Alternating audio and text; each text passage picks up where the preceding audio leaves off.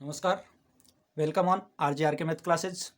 प्रश्नावली 13.3 के 5वें क्वेश्चन तक हम इससे पहले वाले वीडियो में कर चुके हैं। प्रश्न संख्या 6 प्रश्न है कि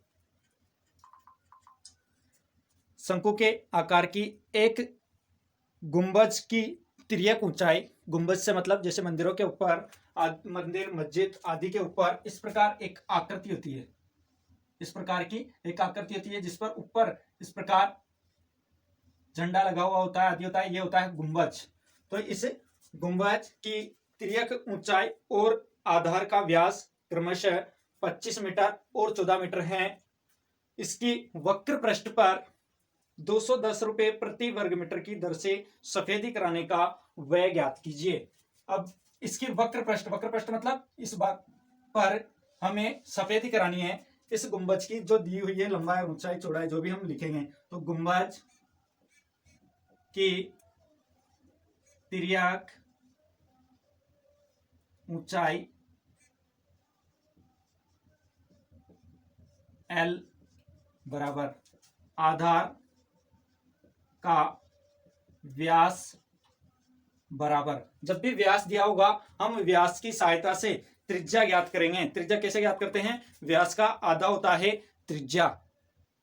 अतः शंकु आकार जो गुंबज है, गुंबज की तिर्यक ऊंचाई हो जाएगी 25 मीटर, आधार का व्यास दिया हुआ है 14 मीटर। जब भी व्यास दिया होगा त्रिज्या निकालनी है। त्रिज्या आर बराबर होगा 14/2, यानी जो भी हमें व्यास दिया होगा उसमें 2 का भाग लगाते ही आधार का व्यास है उसमें से त्रिज्या निकल जाएगी। तो व्यास का में 2 का भाग देंगे तो यह जाएगा 7 मीटर, यानी आधार का व्यास 14 था, उसमें 2 का भाग लगाया तो 7 मीटर त्रिज्या हो गई। फिर आगे दिया हुआ है इसमें, इसके वक्र पृष्ठ पर क्या करवाना है? सफेदी करवानी है। तो वक्र पृष्ठ का क्षेत्रफल निकालेंगे। किसके वक्र पृष्ठ का? गुंबज के वक्र पृष्ठ का। गुंबज के वक्र पृष्ठ का क्षेत्रफल निकालने से पहले देखना पड़ेगा गुंबज किस आकृति का है? शंकु की आकृति का। तो शंकु का वक्र पृष्ठीय क्षेत्रफल, इससे पहले वाले वीडियो में हमने सूत्र लिखे हैं। शंकु का वक्र पृष्ठीय क्षेत्रफल होता है पाई आर एल। पाई का मान 22/7, आर का मान 7 मीटर, एल का मान 25 मीटर। 7 से 7 कट जाएगा, 25 को 22 से गुणा करेंगे तो 25 दूनी 50, हासिल के 5, फिर 25 दूनी 50 और 5 55, यानी 550 वर्ग मीटर क्षेत्रफल है, तो स्क्वायर लगेगा, यानी 550 वर्ग मीटर। फिर आगे दिया हुआ है क्वेश्चन में कि इसकी वक्र पृष्ठ पर 210 रुपए प्रति वर्ग मीटर की दर से, यानी हम लिखेंगे चूंकि 100 वर्ग मीटर सफेदी करवाने का व्यय या लागत, व्यय बराबर 210 रुपए। जब भी हमें इस प्रकार का मान दे, 10 में दे, 20 में दे, 100 वर्ग मीटर में दे, हमें हमेशा 1 वर्ग मीटर का निकालना होगा। तो 1 वर्ग मीटर सफेदी करवाने का व्यय या 1 वर्ग मीटर सफेदी करवाने की लागत बराबर 210 बटा, जब इस प्रकार का मान दिया होगा तो उसमें 100 का दिया हो, 50 का दिया हो, उसमें उसी संख्या का भाग दे दो, 1 का आ जाएगा, यानी 100 का भाग दे देंगे तो 210/100, 1 0 से 1 0 कट जाएगा, यानी 21/10 रुपए। किसका माना है ये? 1 वर्ग मीटर सफेदी करवाने का व्यय है। हमें कितने वर्ग मीटर का चाहिए? 550 वर्ग मीटर सफेदी करवाने का व्यय बराबर 21/10, 1 वर्ग मीटर का है, हमें 550 वर्ग मीटर का चाहिए, तो हम गुणा कर देंगे 550 से। 1 0 से 1 0 कट गया, 21 को गुणा करेंगे 55 से, 21 को गुणा करेंगे तो ये हो जाएंगे 21 पंजे 105, हासिल के 10, 21 पंजे 105 और 10 115, यानी 1155 रुपए आंसर। अतः उस गुंबज के वक्र पृष्ठीय भाग पर सफेदी करवाने की कुल लागत आई 1155 रुपए।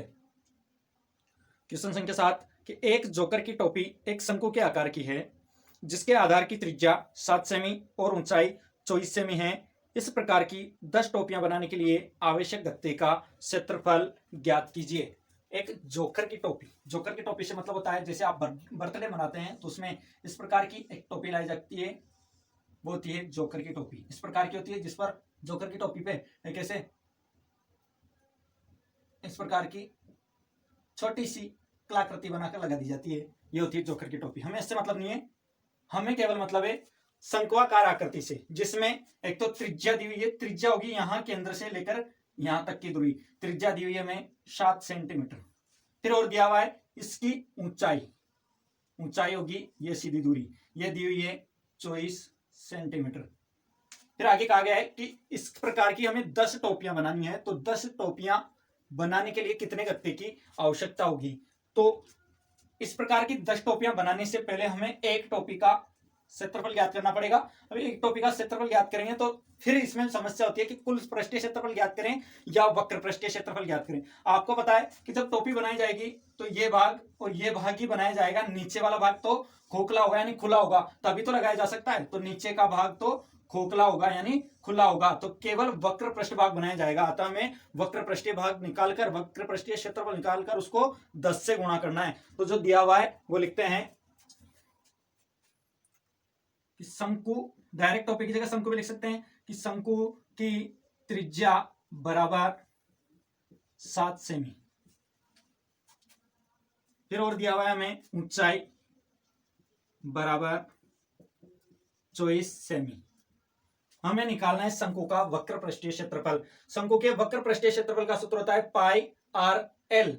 इसमें एल का मान नहीं दिया हुआ है तो हमें एल ज्ञात करनी पड़ेगी, यानी एल मतलब त्रियक ऊंचाई। त्रियक ऊंचाई एल का सूत्र क्या होता है, एल बराबर होता है √h² प्लस r²। मान रख दें, h का मान 24 तो 24 का स्क्वायर प्लस r का मान है अपने पास 7 तो 7 का स्क्वायर। 24 का स्क्वायर होगा 576, 7 का स्क्वायर होगा 49। दोनों को जोड़ें 9 और 6 15 यानी 625। √625 यानी 625 का वर्गमूल ज्ञात करना है। 625 किसका वर्ग होता है, 25 का, यानी 625 का वर्गमूल 25। 21 सेंटीमीटर में थी तो सेंटीमीटर। अतः त्रियक ऊंचाई एल बराबर अपने पास आया 25 सेंटीमीटर। अब हमें जरूरत किसकी है, शंकु के वक्र पृष्ठीय क्षेत्रफल की। तो लिख देंगे हम शंकु का वक्र पृष्ठीय क्षेत्रफल बराबर पाई आर एल। पाई का मान 22/7, आर का मान 7, एल का मान 25। 7 से 7 कट जाएगा, 25 को 22 से गुणा करेंगे तो अभी पिछले सवाल में भी किया था 550 वर्ग सेंटीमीटर। फिर आगे क्वेश्चन में कहा गया है कि इस प्रकार की उन्हें कितनी टोपियां बनानी है, कुल 10 टोपियां बनानी है, तो उनके लिए आवश्यक गत्ते का क्षेत्रफल ज्ञात कीजिए। तो यहां लिखेंगे हम एक टोपी के लिए आवश्यक गत्ते का क्षेत्रफल बराबर कितना आया, 550 वर्ग सेंटीमीटर। 550 वर्ग सेंटीमीटर हमें कितने के लिए चाहिए, 10 के लिए। तो 10 टोपी के लिए या टोपियों के लिए आवश्यक गत्ते का क्षेत्रफल बराबर 550 गुणा 10, ये हो जाएंगे 55, एक 0 यहां से और एक 0 यहां से, यानी 5500 वर्ग सेंटीमीटर। अतः 10 टोपियां बनाने के लिए आवश्यक गत्ते का क्षेत्रफल बराबर 5500 वर्ग सेंटीमीटर। क्वेश्चन संख्या 8 प्रश्नावली 13.3 का लास्ट सवाल है। क्वेश्चन है कि किसी बस स्टॉप को पुराने गत्ते से बने 50 खोखले शंकुओं द्वारा सड़क से अलग किया गया है। प्रत्येक शंकु के आधार का व्यास 40 सेंटीमीटर और ऊंचाई 1 मीटर है। यदि इन शंकुओं की बाहरी पृष्ठों को पेंट करवाना है, बाहरी पृष्ठों से मतलब वक्र पृष्ठ को पेंट करवाना है और पेंट की दर 12 रुपए प्रति वर्ग मीटर है, तो इनको पेंट कराने में कितनी लागत आएगी। फिर आगे दे रखा है कि पाई बराबर 3.14 लीजिए और √1.04 आने पर उसके बराबर लेना है 1.02। तो जो दिया हुआ है वो लिखेंगे हम कि कोई बस स्टॉप है, उस पर कितने शंकुओं की संख्या है 50। शंकुओं की संख्या बराबर 50। उनके आधार का व्यास बराबर 40 सेंटीमीटर। फिर आगे दिया हुआ है इनकी ऊंचाई, यानी शंकुओं की ऊंचाई 1 मीटर। जब भी एक मान मीटर में हो, एक मान सेंटीमीटर में हो, तब हम दोनों मानों को ही समान इकाई में लेकर आते हैं। हमेशा सेंटीमीटर को मीटर में चेंज करते हैं। तो सेंटीमीटर दिया हुआ है, इसको किस में चेंज करेंगे? मीटर में। मीटर को सेंटीमीटर में चेंज करने के लिए 100 से गुणा किया जाता है, जबकि सेंटीमीटर को मीटर में बदलने के लिए 100 का भाग दिया जाता है। तो सेंटीमीटर को मीटर में बदलने के लिए 100 का भाग देंगे तो जाएगा 0.40 मीटर। 40 है, 40 में भाग देंगे, 40/100 बराबर 2 अंकों के बाद दशमलव लग जाएगा, क्योंकि नीचे 2 जीरो है, तो 2 अंकों के बाद दशमलव लगाएंगे तो 1 2 अंकों के पीछे से लगाते हैं हमेशा, तो 1 2 अंकों के बाद दशमलव लग गया, 0.40 यानी 40 मीटर। फिर आगे ऊंचाई दी हुई है 1 मीटर। कभी भी व्यास काम नहीं आता है, काम आती है त्रिज्या।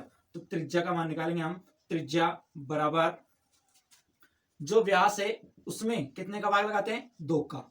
2 का भाग लगाएंगे, 0.4 में देंगे 2 बार 0, यानी 0.20 मीटर। पॉइंट के बाद वाली संख्याओं को अलग अलग बोला जाता है, इसलिए मैं 0.20 ना बोलकर 0.20 बोलता हूं। फिर आगे हमें इसके बाहरी पृष्ठों पर पेंट करवाना है। बाहरी पृष्ठों से मतलब शंकु का वक्र पृष्ठ, तो उसका क्षेत्रफल निकालना पड़ेगा हमें। शंकु का वक्र पृष्ठीय क्षेत्रफल होता है पाई आर एल। पाई का मान यहां पर दिया हुआ है स्पष्ट कि पाई बराबर 3.14 लीजिए, तो पाई बराबर 3.14 ले लिया। आर का मान है अपने पास 0.20। एल का मान अपने पास मौजूद नहीं है, तो हमें एल का मान निकालना पड़ेगा। एल का मान निकालने के लिए एल बराबर सूत्र होता है √h² प्लस r²। तो एल बराबर √h का मान 1 मीटर, आर का मान 0.20 मीटर। एक का वर्ग करेंगे, एक क्या आएगा, इसलिए मैंने वापस उसको ये लिख दिया था।